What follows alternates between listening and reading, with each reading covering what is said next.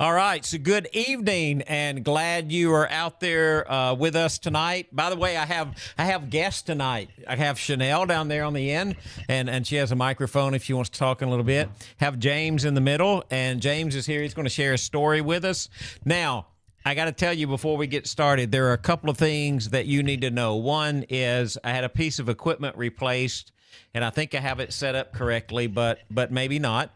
We've never tried to use two microphones, and so if that creates a problem, somebody has to send me either a text message or post something on Facebook that it is not working right. So you know the drill. If you have my phone number, the best thing to do is just send me a text because I'll get that. And if you are on Facebook, you can put or YouTube, you can put something in the comment box. I just don't promise that I will see that because I start talking and I forget to look at it. So anyway, thanks for joining. And so we're still doing our series on head scratchers. And so tonight, if I can, I've also got to figure out all of my screens again. Okay, so sorry about that. So tonight, we are going to be talking about Acts chapter 12.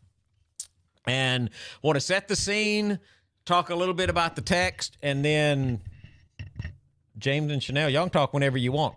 All right? So we can, I probably have to unmute that microphone before you do, but we'll figure it out. They don't like listening to me all the time. It doesn't work out that well so much.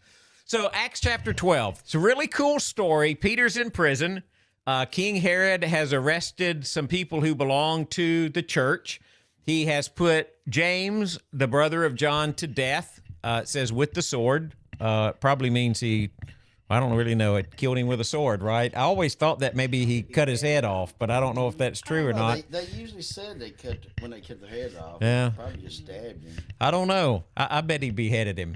I think he did. All right, so you're outvoted 2-1. You're out. So Peter's in prison. Hey, let me know if you're listening to this. Send me a text if you can hear James and Chanel talk or if we need to give them a microphone. I know there's got to be somebody out there listening. So Peter's in prison. He's probably expecting to die. And it's the night before he is supposed to go to trial before Herod. He's sleeping between two soldiers, which is an entirely different story that he's able to sleep night probably before he thinks he's going to die. But suddenly, this angel of the Lord appears. The light shines around the cell. He wakes Peter up, says, "Get up," and the chains fall off of Peter's wrist. He tells him to put on his clothes, his sandals, wrap your cloak around him, and follow me. So Peter does all of that, and while it's happening, Peter thinks that he's seeing a vision. He really doesn't think that it's real. And so they pass the first set of guards, the second set of guards. They come to the gate that leads out to the city.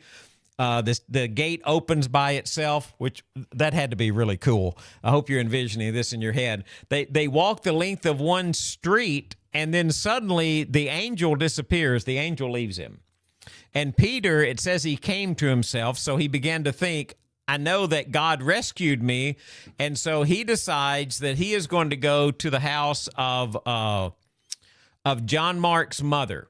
Now, John Mark is the Mark who wrote the Gospel of Mark. He and his mom lived in Jerusalem. They had gathered at their house. I heard James. I don't think I heard Chanel. That's because Chanel hadn't said anything yet, but she will. So he goes to the door and he knocks on the door because the people are gathered there and praying. And there is a servant girl named Rhoda. And Rhoda, it says in the text that she recognizes Peter's voice. So when she recognizes his voice, she's so excited that Peter's at the door that she forgets to open the door. And she runs and tells the people that Peter's at the door. The people are in the house praying. And they said, "You're out of your mind." And when she kept insisting that it was Peter, they said, "It must be his angel." So one of the questions that came in was to look at that verse and just kind of explore this idea of what did they mean by it must be his angel. Now, tonight, we're going to restrict our comments to angels and individuals. Now, the reason for that is in 2 weeks, we will not live stream next week, but in 2 weeks, there is a passage in Daniel chapter 10 about an angel and Daniel and the prince of Persia. And that has more to do with angels and nations. So tonight we're going to talk about angels and individuals. And the next week, we're going to talk about angels and nations. So since James is here, and James told me a story yesterday that he's going to share with you in a little bit, I found this little thing. You've probably seen these if you're driving up and down the road. It says, "Don't drive faster than your guardian angel can fly." And that's probably pretty good advice. So the question in all of this is, do we really have a guardian angel? And how should we interpret that? Now, years ago, and I don't remember the first time I watched It's a Wonderful Life. I had a friend, Harry Doss, and Harry watched It's a Wonderful Life every Christmas. And I think I might have been with Harry the first time I ever saw It's a Wonderful Life. And now I try to watch it at least once every Christmas. Christmas Eve, Channel 4. Is it Christmas Eve, Channel 4? I don't do that. I've got the CD if you need it. Okay, I just live stream it. Yeah. So, sorry. I go to Netflix or somewhere like that, and I watch it when I want to watch it. I don't wait till it comes on TV. So you got to get up with the times, James. So, but I wanted to share with you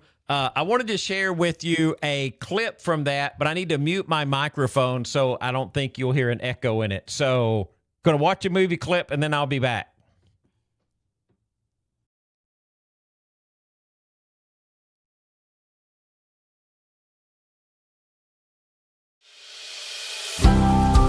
Your lip's bleeding, George.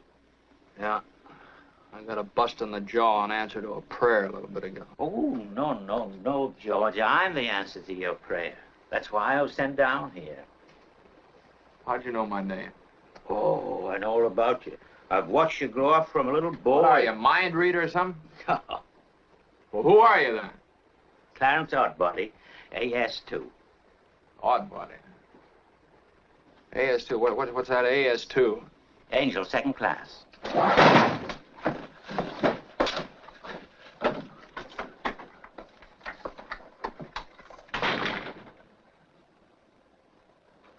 Cheerio, my good man. Oh, brother. Gee whiz.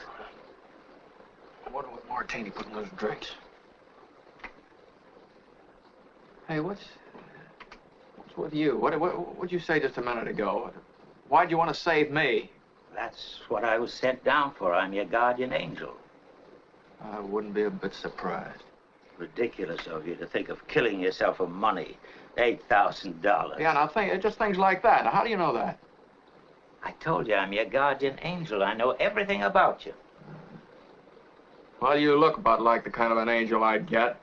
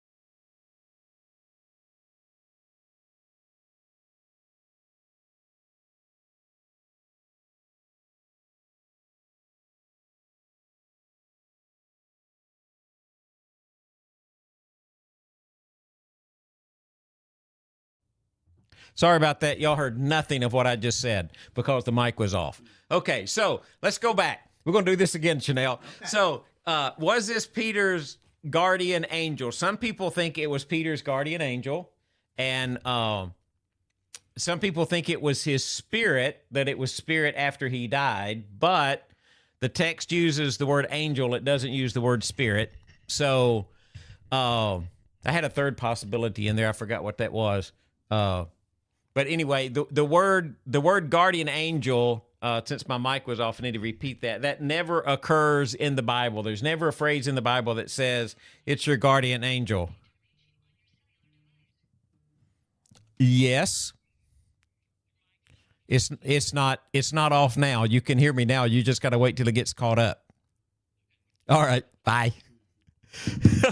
That's funny. So I've had two people tell me my mic's off, but you are. Miss Peggy Claude says you're muted. I'm muted.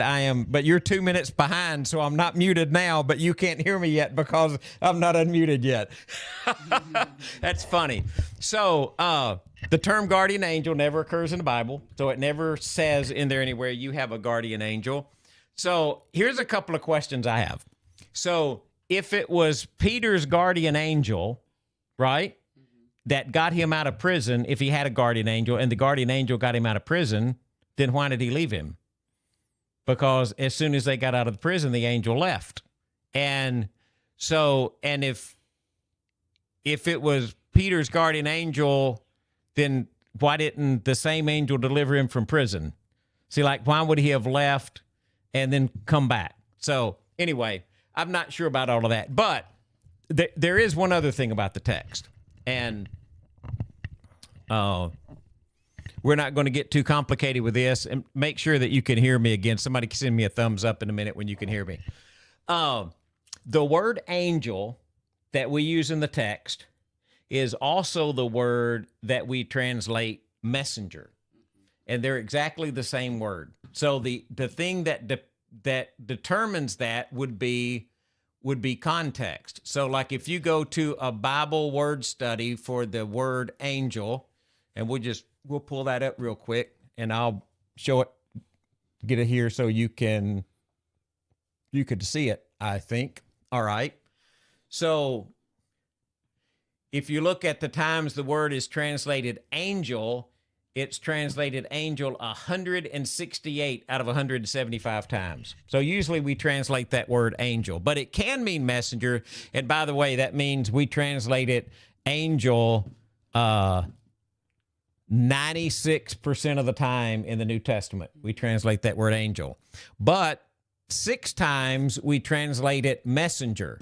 But when you look at those, 3 of those is about John the Baptist. 3 of those are about John the Baptist. 1 is about the messengers John the Baptist sent. 1 is about the messengers Jesus sent to Samaria when he said, prepare the way for me and let them know that I'm coming. An interesting one is 2 Corinthians 12, when Paul says he gets a messenger from Satan. And then there's another thing I want to show you in a second. The other one was when Rahab the prostitute. We translate it spies in James chapter 2. When she gave lodging to the spies, we translate the word messenger there, spies, because the messengers who she was keeping was spies, even though the text doesn't say spies. We think it makes better sense to translate it that way. So we do it that way. So where would they have gotten this idea about an angel? You know, because that's kind of an interesting thing. There were thoughts in... I have to be real careful when I say this because this is not text. This is other Jewish literature, okay? But there were thoughts in other Jewish literature like the Shepherd of Hermas and the Babylonian Talmud that you would have, but they didn't really talk about guardian angels. They talked about, you remember in cartoons, James, when you got, it might have been Bugs Bunny, I don't know, but he's got like a good angel on one shoulder and a bad angel on one shoulder. Well, that's what the Shepherd of Hermas talks about. Like that, you got like in every decision, you got a good angel and a bad angel, and they're trying to get you to listen to their voice. The one in the Babylonian Talmud is about if you have your house, your table set for Passover, then you were listening to the good angel. But if you didn't have your house set for Passover, you weren't listening to you listened to the bad angel. So neither one of those are really about guardian angels either. So. The reason we kind of get to guardian angel, y'all can talk, by the way. I don't have to lecture here. The reason we get to guardian angel a lot of times is a passage like Matthew 18. Like in heaven, he's talking about children. In heaven, their angels always see the face of my Father who is in heaven. So what does he mean by little children and angels? So there are a couple of possibilities. One is that each child has a guardian angel. Okay, maybe, although the text doesn't specifically say that. It could say that the children are watched over by many angels, which is a little bit more likely, or it can just mean that angels stand in the presence of God on behalf of the children. Well, I guess, when you start talking about angels, I think everybody, maybe this is an assumption, that if they're of God, they've got to be for our good. Right. So they're looking out for us for one reason or another. Yeah. And so that's Hebrews 1. Are not all angels ministering spirits sent to serve those who will inherit salvation? But before we get that far, so yesterday, James and I were together, and he was telling me a story that he's going to share with you tonight. Now, by this story, we're not saying that you have a guardian angel. We're just saying by this story, James experienced something one time that he wanted to tell you about. So I'm gonna put the microphone over there by James and let James tell you his story. Just as context, so that you get this. When I was 18, like most 18-year-old young men who know everything, I walked away from the church. So during the period of this story, I was not a church-going person. I still felt I was a Christian. Because I grew up in the Church of Christ, but that's just a context thing. So it was 1987 in November, and we had spent the year traveling, and I ran a road race team. I was the crew chief for Tontori Racing, and while we're in the off season, I was working on a motorcycle for a friend of mine, and I lived in Franklin there at the time where we were centered at. And I went up to the motocross track, ran a few laps. It was late in the day, was headed home, and I was running wide open on the CR125 across the field. And something happened, and the motorcycle and I went up and down several times, and I found myself laying on the ground. And at the time, the sun's going down, and it was a warm November day, warm enough that I had on a red, white, and blue Honda vintage jersey. So, but I knew when the sun went down, it was going to get cold, and it was around 4:30 in November. So, the sun's getting pretty low. The first thought was I need to get up and get the motorcycle. I felt like I was laying on a rock. So I rolled over to get off the rock to make the pain stop, but the pain didn't stop. The pain got worse. And at some point I tried to get up, and I couldn't get up. At the time, I didn't know this, but I had a rib sticking into my lung, and I was bleeding to death internally. So I was laying there thinking to myself when I realized I couldn't get up, and I wasn't very far from my house. Being that I had the background, I knew where I was in my life, and I started talking to God and asking for forgiveness for all the various different things that I had done from age, 18 till, 27 years old. And because I truly felt like, there was no way anybody was going to find me out in this tall grass field in November. Nobody knew where I was. The guy that was sharing the house with me had been gone for several days. So, they're not going to find me. So I'm going to lay here, and whatever's wrong with me, I'm going to die. And they'll find me next summer or something. Because the motorcycle was totally out of sight. It had flipped down in the woods and down into a deep crevice. So, there was no sign from the road that I was there. So after talking to the Lord and confessing my sins, I felt at one point like I'd left my body almost, and I heard somebody way off in the distance saying, "Son, are you okay?" Of course, inside I'm jumping up and down because, oh my God, somebody's found me. I didn't know how. And the next thing I know, I wake up and there's a lady in a black summer dress with polka dots all over it. And the polka dots were multicolored like the rainbow. And she had long dark hair, and she was stroking my hair and telling me, "Do not worry, you are loved." And she kept saying that over and over. And of course, they had blankets on me, and there was the sheriff's department, the rescue squad, all the field was just full of vehicles. And they got me up and got me to the hospital. So, but once I got to the hospital, the first question came to my mind, being a curious person, was, "How did you find me?" So when I called the sheriff's department, they said, "Well, you'll have to ask." And I wished I would have kept the fellow's name, but I didn't. And back then, you guys are going to appreciate this. You could actually call AT&T and ask for a phone number. And I did that and got the guy's phone number and called and said, "How did you find me?" He said, "It's really funny how I found you." He said, "I was just going down the road," and he was in an old Chevy truck, he said. And he said, "I just got this overwhelming feeling that something was wrong." So I stopped. And of course, back then, Boyd Mill was just a country road, kind of like old Clarksville Pike. Now it's in the middle of the city. But he said he stopped, and he got out and he checked the oil in his truck. He looked at his coolant. He kicked all the tires. He said he even laid down and looked under the truck because he said, "I just couldn't get over this feeling that something was wrong." He said, "When I got into the truck and I looked out the window out in this field," he said, "I saw this little red dot. And I wondered, what was the dot?" Just so happens, he stopped at the entrance of the field where the culvert was. There was no fence.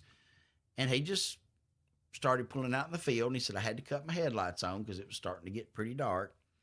And he said, "I pulled out about as far as I thought it would probably be, and got out of the truck and started walking. And there you laid in your red, white, and blue Honda jersey." And that's when I said, "Son, are you okay?"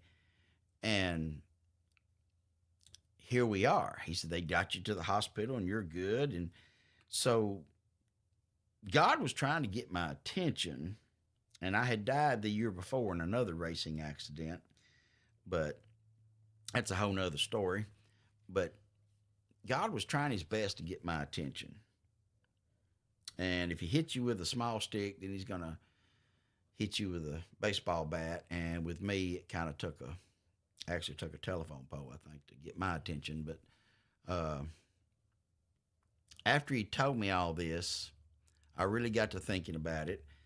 But then some time went by, and one thing led to another, and here I am years later, and I'm in a class at Jolton telling this story about how God had saved me. And someone asked me a question I never thought about. He said, "Was the lady that was rubbing your head, was she an angel?" Because she was wearing a summer dress, and it was reasonably warm that day. But when the sun went down, all the paramedics, all the police officers, all the people that was trying to attend to me, all had on big jackets, and you could see their breath coming out of their mouths. So obviously it, you know how it is here in Tennessee in November. It's, 62 degrees, the sun goes down, and, now it's 48 degrees real quick. So it was pretty chilly, but I just never thought about it until I told that story. And a young lady asked me that question, "Do you think that was an angel?" And of course that got me to thinking.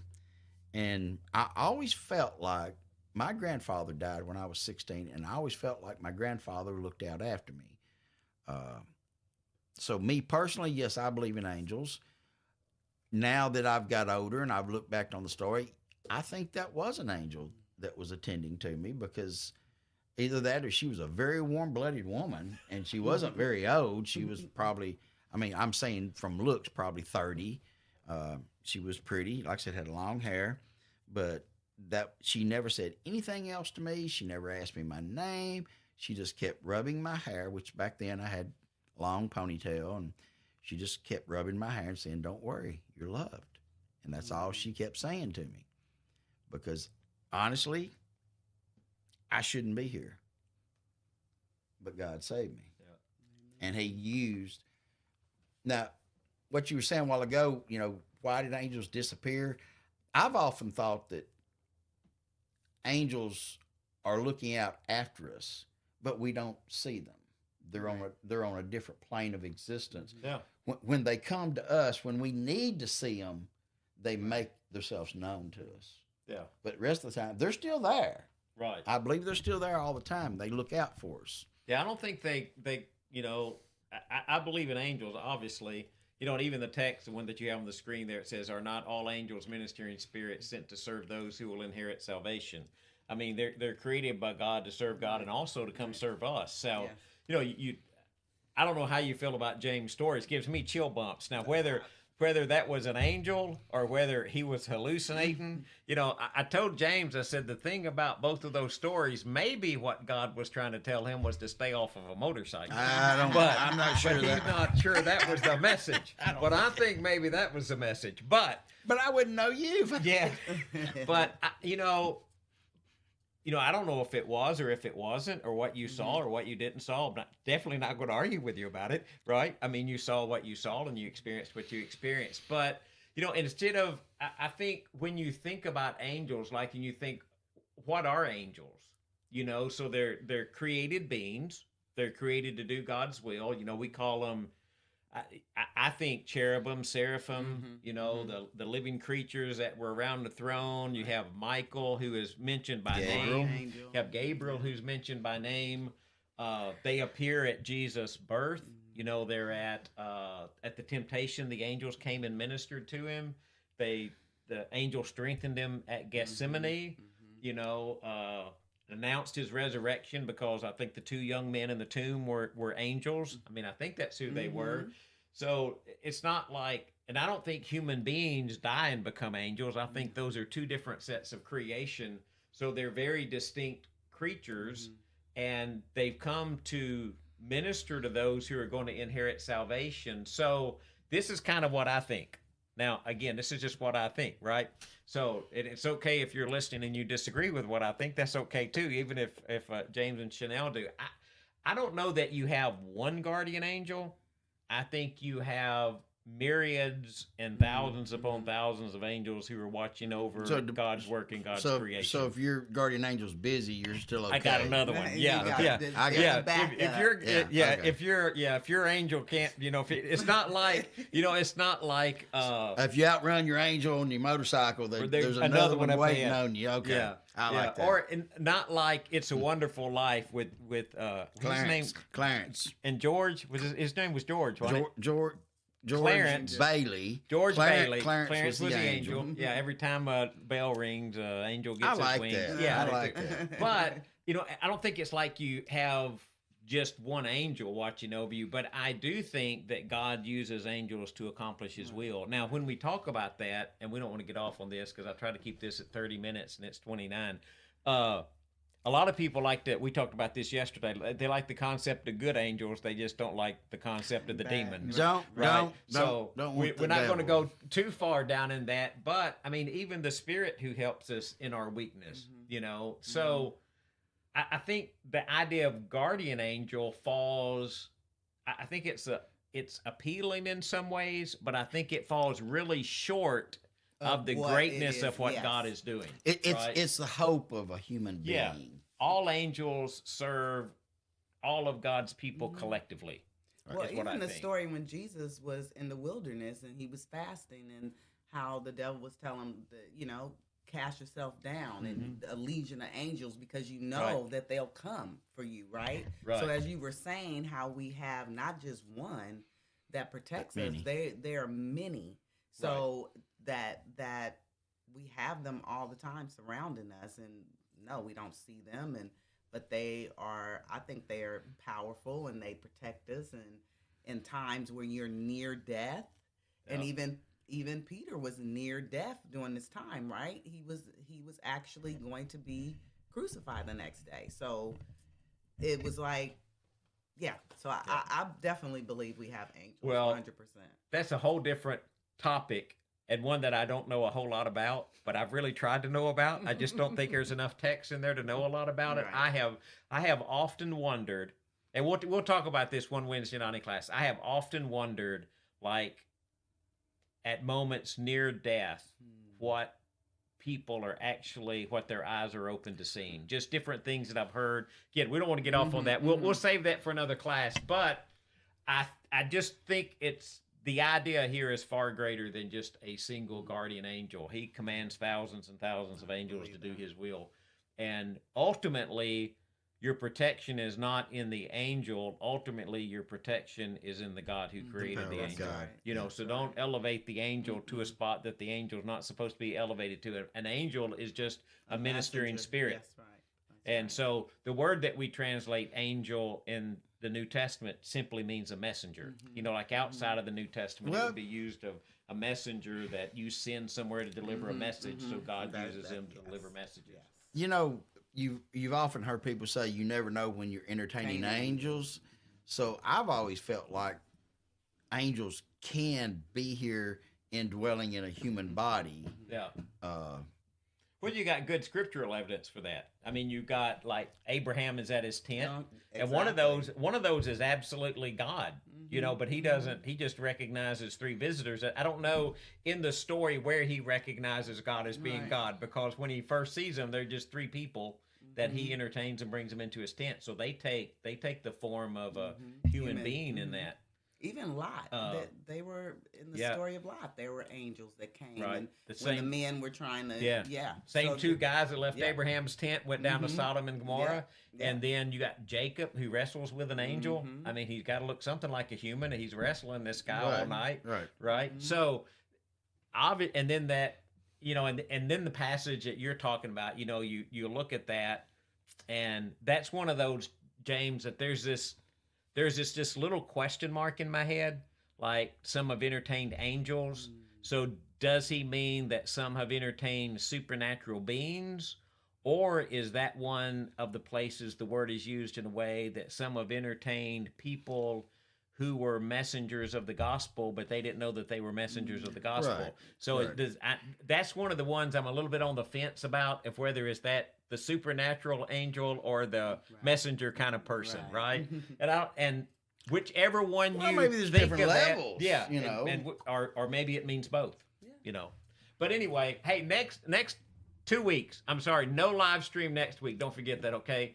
But there is this great passage that someone sent, and it's in Daniel chapter 10, about Michael the angel coming to help Daniel, but he's been detained by the prince of Persia for 21 days. So if somebody's detaining an angel, and what does he mean by that? Like, are there angels that watch over nations? So same kind of thought, but my favorite Bible verse is in Daniel chapter 10. So in 2 weeks, show back up, and I'll show you what my favorite Bible verse is. So the verse we're talking about, remember, it's going to be September the 10th, not next week, is Daniel 10:13 is specifically the passage we're going to look at. So remember, no live stream next week. That's about as bold as you can get, right? And then Sunday morning, we're doing the Fueled by Fire Sunday morning class still, Fueled by Fire of the Holy Spirit.